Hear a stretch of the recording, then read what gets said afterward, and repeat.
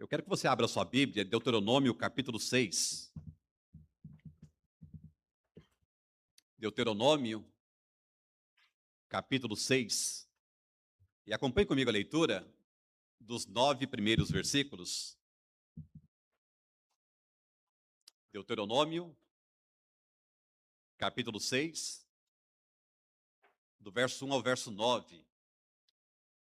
Diz assim a palavra de Deus: Estes, pois, são os mandamentos, os estatutos e os juízos que mandou o Senhor teu Deus, se te ensinassem, para que os cumprisses na terra que passas a possuir, para que temas ao Senhor teu Deus e guarde todos os seus estatutos e mandamentos que eu te ordeno, tu e teu filho, e o filho de teu filho, todos os dias da tua vida, e que teus dias sejam prolongados.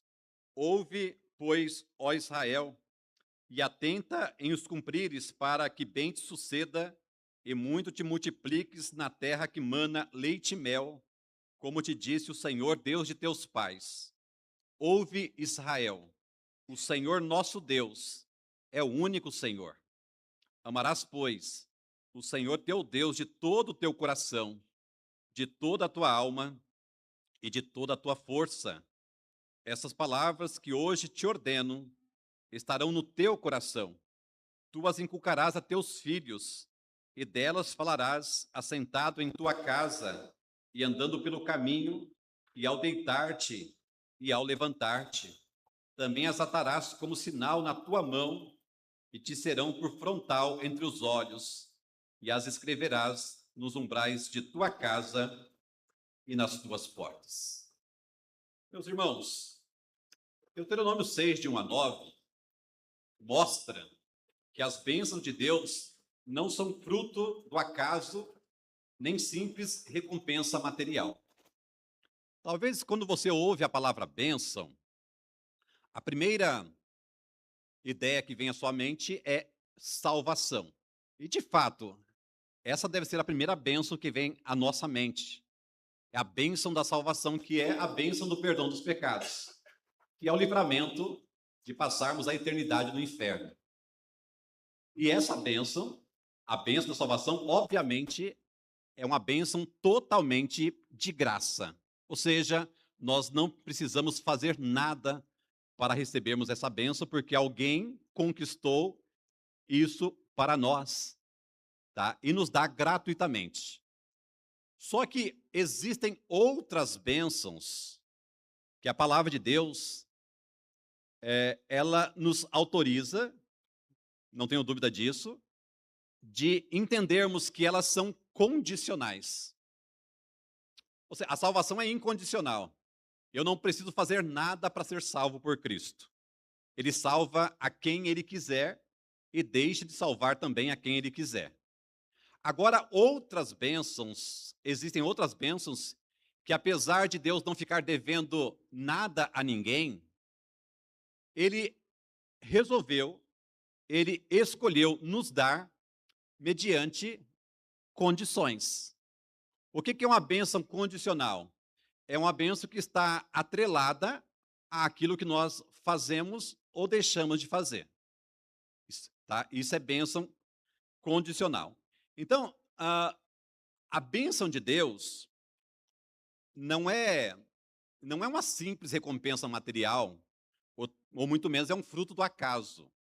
Deus concede as suas bênçãos no contexto de uma relação de aliança, de compromisso, no qual a obediência brota do amor e do temor reverente. Então, nós obedecemos a Deus por causa de um relacionamento que nós temos com Ele, por causa da aliança que Ele fez conosco. Entenda, irmãos, não somos nós que fazemos aliança com Deus. É Deus quem faz aliança conosco. É Deus quem vem ao nosso encontro para poder nos abençoar com toda sorte de bênçãos. À luz da Bíblia, uma aliança envolve iniciativa divina, relacionamento pessoal, promessas responsabilidades, um sinal visível e um compromisso duradouro. Então pensa, você que é casado, pensa no seu casamento. Pensa como foi que se desenrolou o seu compromisso de casamento e como está se desenrolando. A aliança que Deus fez com o homem é algo bem parecido, só que com a diferença muito interessante. Essa aliança, esse compromisso é unilateral, ou seja, o próprio Deus decide e o homem, se ele se ele cumprir, ele é abençoado. Se ele não cumprir, ele não é abençoado. Agora, num casamento é diferente, porque foram as duas pessoas, pelo menos de umas décadas para cá, assim que funcionam, as duas pessoas chegaram num acordo para poderem namorar, noivar, se casar e permanecerem casadas até que Deus chame um ou outro. Um ou outro. Então, esse compromisso da aliança é um compromisso duradouro, assim como o casamento também. Diante disso, meus queridos, eu quero fazer a seguinte pergunta: como nós devemos viver diante da presença de Deus? Então, uma vez que ele fez essa aliança conosco, foi ele quem veio até nós, porque nós estávamos mortos em nossos delitos e pecados, ele propôs para nós a bênção e a maldição. Não estou falando aqui de salvação. Uma vez que você é salvo, e é salvo pela graça, e você passa a se relacionar com Deus, porque agora você é filho de Deus, algumas exigências são feitas para você. Se você cumprir, você é abençoado. Se você não cumprir, você vai sofrer as consequências. E por que Deus faz isso? Porque o povo dele estava caminhando para entrar na terra prometida. Depois de 40 anos lá no deserto, agora o povo está chegando à terra prometida, mas não podemos deixar de lembrar de um detalhe importante. Daquela multidão que saiu do Egito, apenas Josué e Calebe entraram. Os outros que entraram foram os que nasceram ali no deserto. E essa palavra é para pessoas que têm condições de compreender o que ela significa e também, consequentemente, de fazer, de cumprir aquilo que ela exige. Então, eu quero esta manhã tratar com vocês, de uma forma bastante resumida, sobre este tema: o que precisamos fazer para receber as bênçãos de Deus. Não estamos falando de salvação. Essas bênçãos são bênçãos que só recebem quem é filho de Deus, que já recebeu a maior bênção que um ser humano pecador pode receber, que é o perdão dos seus pecados. Então, uma vez que você e eu fomos salvos, uma vez que aquele povo era o povo escolhido de Deus e estava para entrar numa terra, uma terra boa, mas uma terra bastante complicada, então Deus dá algumas orientações a essas pessoas. E para nós também, irmãos, nós somos filhos de Deus, nós estamos caminhando para o céu, mas enquanto nós não chegarmos no céu, nós precisamos de algumas bênçãos terrenas. Precisamos ser abençoados aqui neste mundo, com várias bênçãos. A pergunta é: o que nós precisamos saber para receber essas bênçãos de Deus? Lembrando, Deus não é obrigado a nos dar bênção nenhuma, mas aprove a Ele, pela sua graça e misericórdia, além da salvação, nos dar outras bênçãos. Só que muitas dessas outras bênçãos são mediante a condições. Aquilo que você faz ou deixa de fazer. Então, 3 coisas importantes que nós temos aqui neste texto. A primeira coisa que nós temos que fazer para recebermos essas bênçãos é ouvir atentamente a palavra e obedecer com temor sincero. Nós precisamos ouvir atentamente a palavra de Deus e obedecer.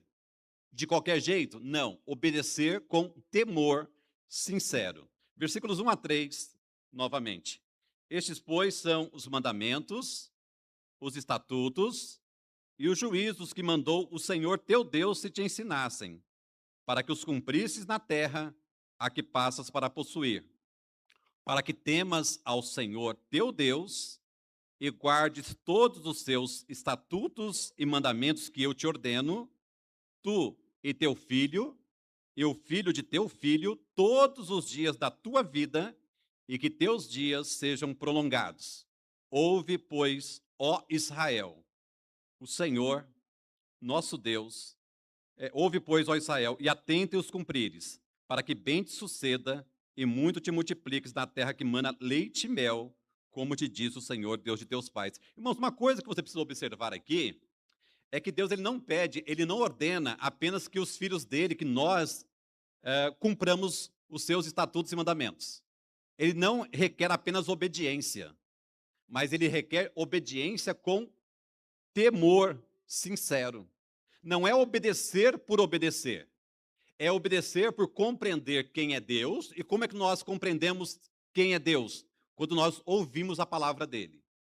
É por isso que a primeira lição que nós aprendemos esta manhã sobre este tema, o que precisamos fazer para receber as bênçãos de Deus, é ouvir atentamente a sua palavra e obedecer com temor sincero. Eu imagino, meus irmãos, que nenhum pai, nenhuma mãe fica completamente satisfeito quando dá uma ordem para o filho e o filho simplesmente obedece. O filho pode dizer, mas pelo menos eu fiz. Muitas vezes a gente faz isso mesmo, pelo menos eu fiz. Mas a questão é, como é que está o teu coração? Você fez por quê? Você fez porque você teme a Deus? Porque você ama a Deus? Porque você é grato a Deus? Ou você fez porque ficou com medo da punição? Ficou com medo de Deus pesar a mão sobre você? Ficou com medo do seu pai, da sua mãe ficar chateado com você?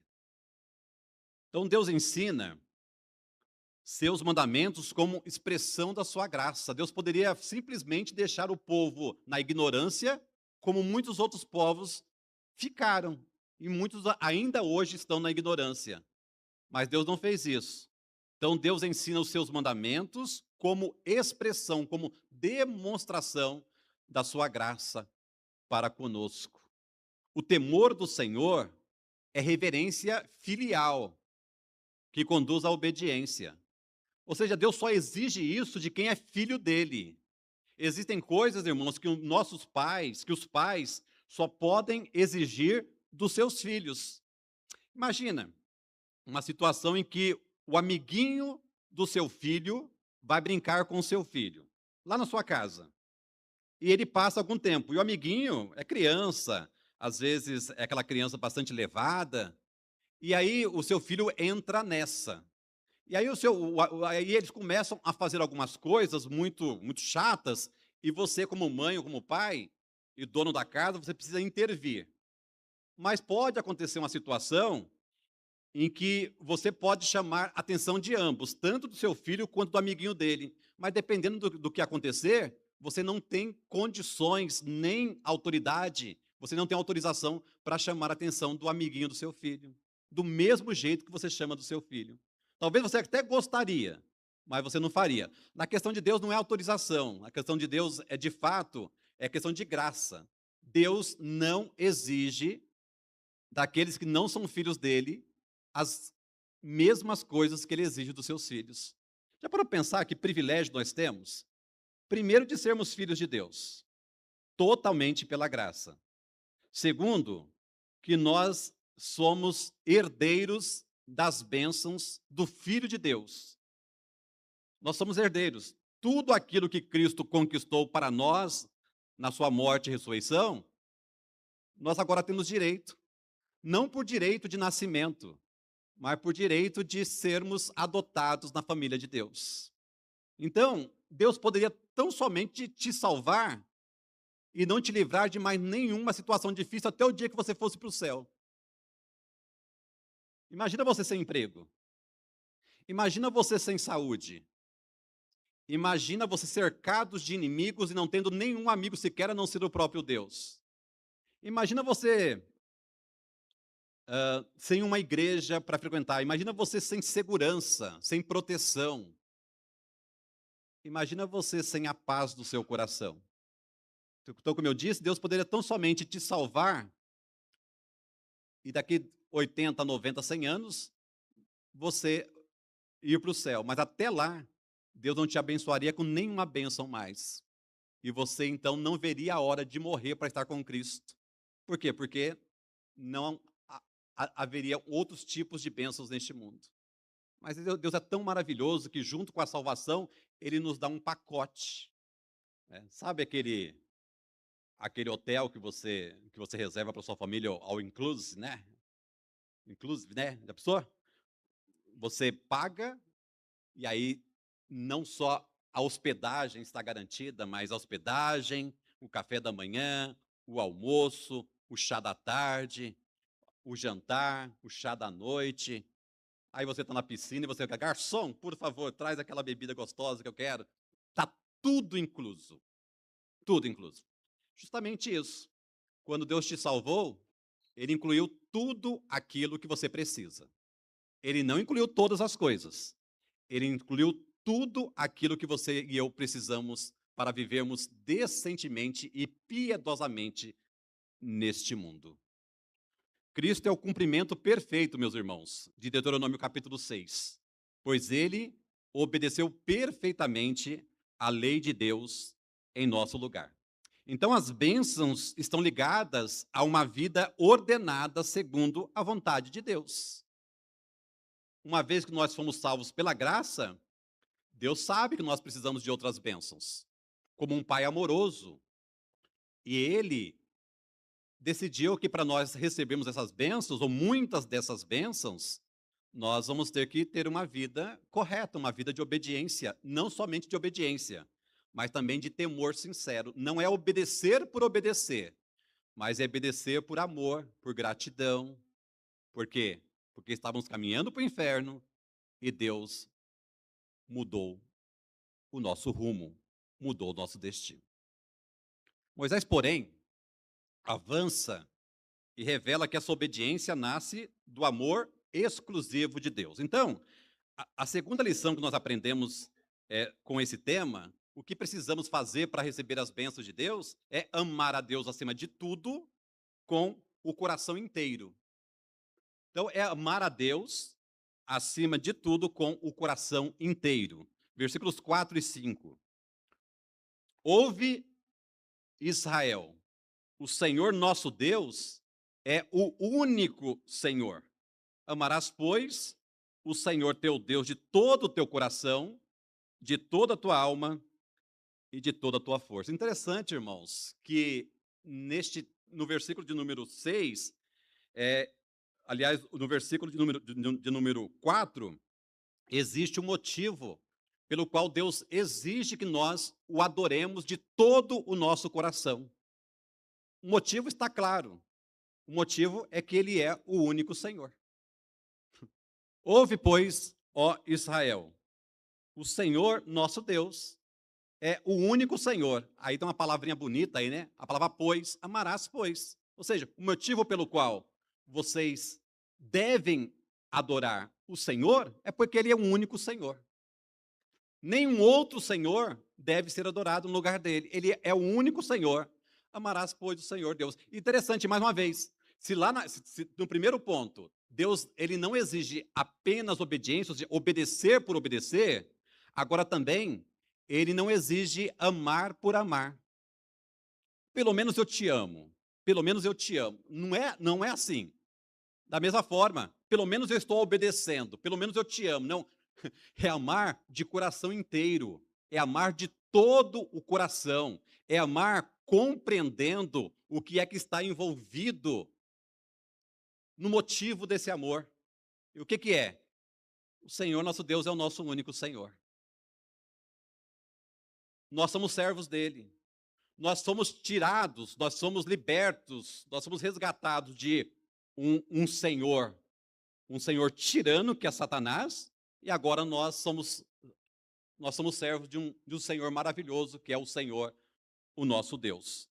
O Senhor exige de seus filhos exclusividade absoluta. Por quê? Porque o Senhor é um.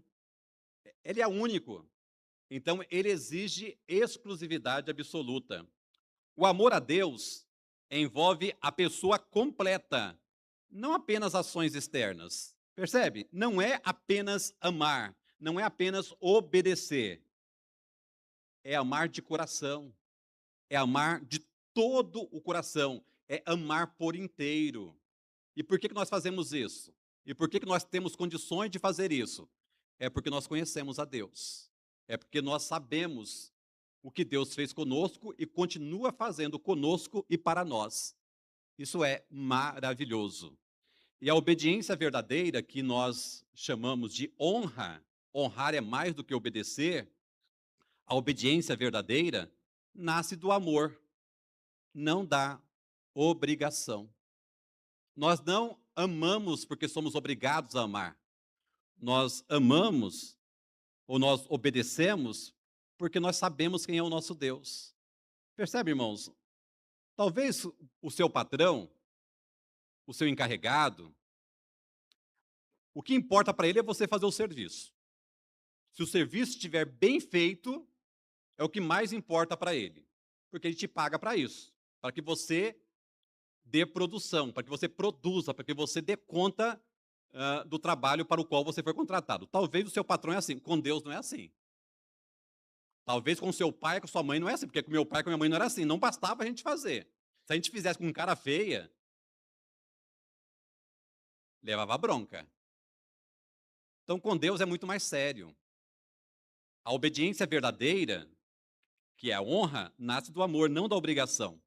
E, meus irmãos, Cristo é o cumprimento perfeito de Deuteronômio 6, mais uma vez, por quê? Porque ele amou o Pai de todo o coração, de toda a alma e de toda a força. Sabe o que ele disse para os seus discípulos? Aquele que tem os meus mandamentos e os guarda, esse é o que me ama. E aquele que me ama será amado por meu Pai. Então, não existe ninguém que é amado por Deus se não ama o Filho de Deus. Se alguém falar, olha, eu amo a Deus, mas Jesus Cristo, não gosto. A Bíblia é clara em mostrar em vários lugares que o amor de Deus está somente sobre aqueles que amam o Filho de Deus, o seu Filho. Então, aquele que tem os meus mandamentos e os guarda, ou seja, não tem como amar a Cristo também se não conhece os mandamentos de Cristo. Esse é o que me ama, e aquele que me ama será amado por meu Pai. Então, nosso amor por Deus tem sido visto na obediência prática, ou você ama só da boca para fora, ou você ama por amar. Nós amamos a Deus porque nós temos consciência de quem Ele é e do que Ele fez e tem feito por nós. Esse amor, irmãos, então, se expressa de forma concreta na vida diária do povo. E a última lição que nós aprendemos nesta manhã sobre este tema, o que precisamos fazer para receber as bênçãos de Deus, é viver a palavra de Deus diariamente, deixando que ela governe toda a nossa vida. Não é você que vai decidir o que é melhor para você. Não é o seu cônjuge, não é o seu irmão em Cristo, não é o seu pastor, em última instância, mas em última instância, quem vai decidir o que é melhor para a sua vida é a palavra de Deus. E é claro que essas pessoas que eu acabei de citar, elas podem ser usadas por Deus para te orientar à luz da palavra de Deus. Aí sim. Aí nós lemos versículos 6 a 9. Essas palavras que hoje te ordeno estarão no teu coração.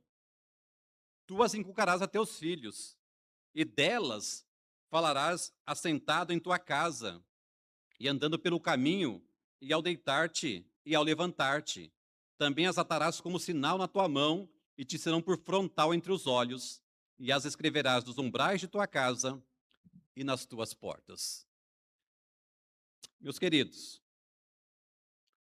nós não podemos nos distanciar nem um pouco da palavra de Deus.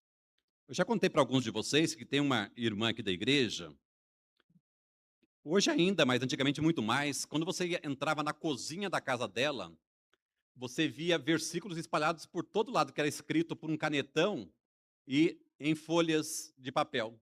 Ela grudava em vários lugares da cozinha dela, vários versículos da palavra do Senhor.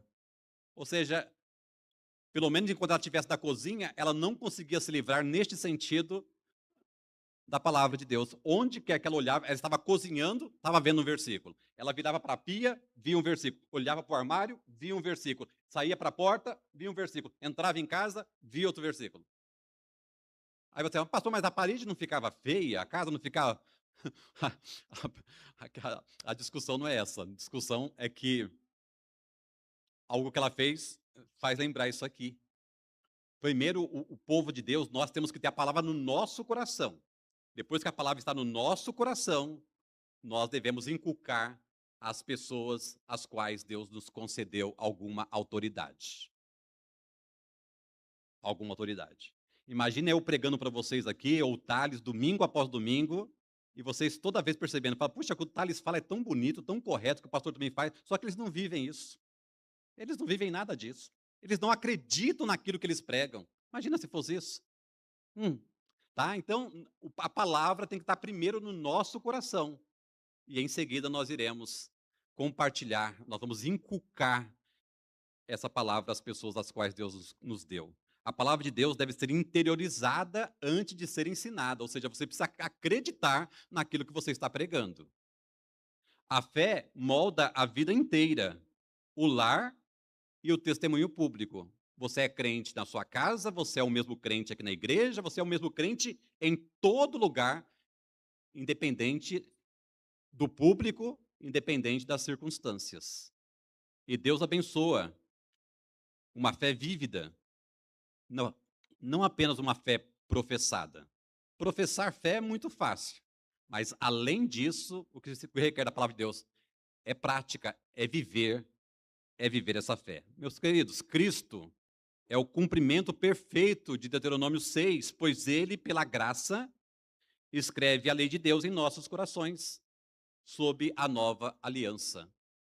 Essa palavra de Deus está ali inscrita, ali gravada em nosso coração, se nós nascemos de novo. E aí nós precisamos viver essa palavra e testemunhar dessa palavra. Então eu quero, irmãos, terminar relembrando algumas coisas importantes. Segundo Deuteronômio 6, de 1 a 9, receber as bênçãos de Deus envolve, primeiro, ouvir e obedecer a palavra com temor. Então, não é apenas obedecer, é obedecer com temor sincero. Segundo, amar a Deus de forma total e exclusiva. Por quê? Porque Ele é o único Senhor.